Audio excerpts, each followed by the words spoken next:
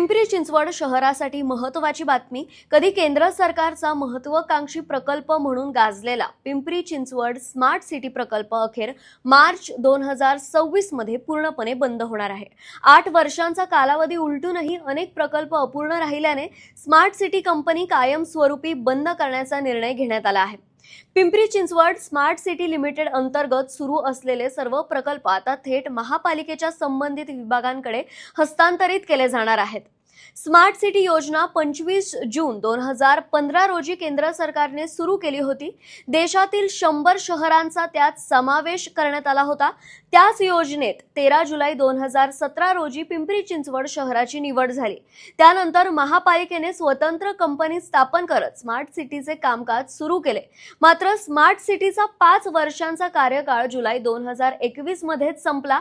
अर्धवट प्रकल्प पूर्ण करण्यासाठी प्रकल्पाला सलग 3 वेळा मुदतवाढ देण्यात आली. पहिली मुदतवाढ 1 वर्ष, दुसरी मुदतवाढ पुन्हा 1 वर्ष आणि तिसरी मुदतवाढ 6 जून 2025 पर्यंत. तरीही अनेक प्रकल्प आजही अपूर्णच आहेत. स्मार्ट सिटी अंतर्गत एकूण 32 प्रकल्प हाती घेण्यात आले होते. त्यापैकी 15 प्रकल्प पूर्ण तर 17 प्रकल्प अद्याप अपूर्ण आहेत. एरिया बेस्ड डेव्हलपमेंट अंतर्गत पिंपळे गुरव आणि पिंपळे सौदागर परिसरात कामे झाली. तर पॅन सिटी प्रकल्पांतर्गत संपूर्ण शहरात विविध योजना राबवण्यात आल्या. एकूण खर्च झाला 1378 कोटी 56 लाख रुपये. मात्र केंद्र सरकारने निधी देणं बंद केल्यानंतर हा सर्व खर्च महापालिकेच्या तिजोरीतून करण्यात आला. सध्या स्मार्ट सिटी कंपनीवर दरवर्षी तब्बल 50 कोटी रुपयांचा खर्च होत आहे. कर्मचाऱ्यांचे वेतन, वीज बिल, कार्यालय भाडे आणि प्रकल्प देखभाल यावर हा खर्च जात आहे. दरम्यान अनेक स्मार्ट सिटी प्रकल्प कालबाह्य ठरले असल्याचे वास्तव समोर आले आहे. बायसिकल शेअरिंग प्रकल्प बंद पडला. शहरातील सार्वजनिक वायफाय कुठेच सुरू नाही.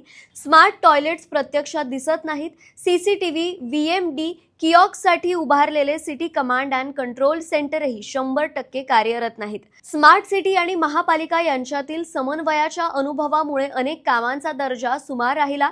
यामुळे महापालिकेचे कोट्यवधी रुपयांचे नुकसान झाले आहे. अखेर मार्च 2026 मध्ये स्मार्ट सिटी कंपनी बंद करण्याची प्रक्रिया सुरू करण्यात आली आहे.